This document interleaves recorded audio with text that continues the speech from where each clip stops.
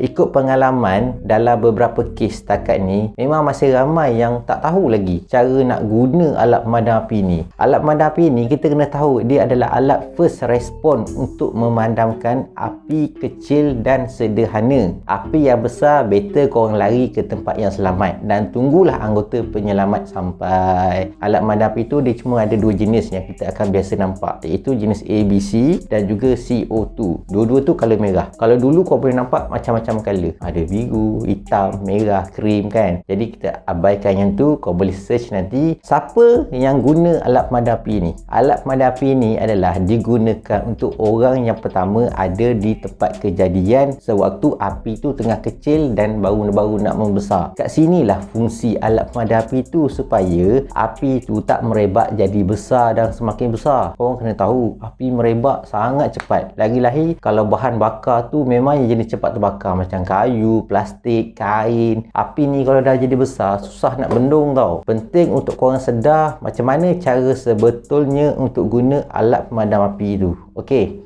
Kalau korang tengok dekat dia punya tank alat pemadam api tu, ada dia tunjuk petunjuk, iaitu PASS. P iaitu kita pull, kita cabut pin tu. A, kita aim kan nozzle alat pemadam api tu. S, squeeze, kita tekan untuk keluarkan debu daripada alat pemadam api tu. Dan juga swipe, kita kena halakan ke kiri ke kanan untuk pastikan debu tu merebak sekata untuk api tu terpadam. Cuma bila kita dalam situasi yang cemas, sejauh mana kita boleh kawal diri kita untuk guna alat tu dengan betul? Sebabnya banyak juga yang orang bila berlaku kejadian tu, dia nak tekan alat pemadam api tu tak boleh tekan, sebabnya lupa nak cabut pin tu. Bukan pintu jadi bila tak cabut, macam mana nak tekan? Sampai ke sudah lah memang tak boleh nak tekan. Benda tu keras kot. Lepas tu aim dia ni, orang kena aim pada punca api. Kau boleh nampak ikan-ikan api tu bila dia naik kan, dia nampak kan dia merebak besar. Korang kena aim pada punca api yang terbakar tu, bukan pada lidah api. Lidah api ni benda yang menjulang-julang tu. Api ni terjadi tiga benda: haba, bahan bakar dan juga udara. Jadi kau kena hala pada bahan bakar tu supaya dia menutup, supaya udara tu dah tak dapat cari haba lagi untuk api tu terus merebak. Aim pada tu pada jarak yang selamat. Jarak yang selamat ni lebih kurang dalam 1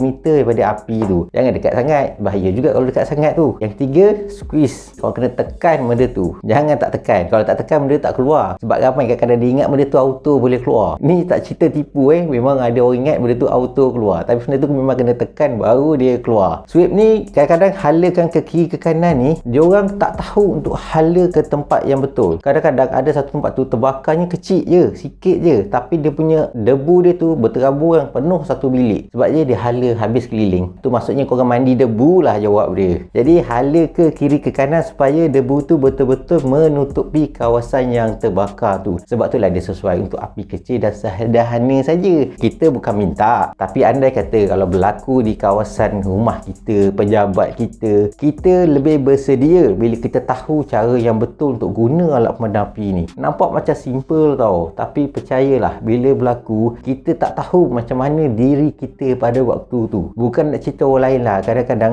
orang yang dah biasa dengan kejadian tu sendiri pun perlu readykan diri daripada awal setiap masa untuk sentiasa bersedia padam api yang besar tu kan. Jadi pada korang yang first respond yang guna alat pemadam api ni, korang kena pastikan korang betul-betul dalam keadaan tenang dan cuba padam api tu supaya api tu tak merebak lebih besar dan semakin besar. Api bila dah besar, jujur kata penat nak padam.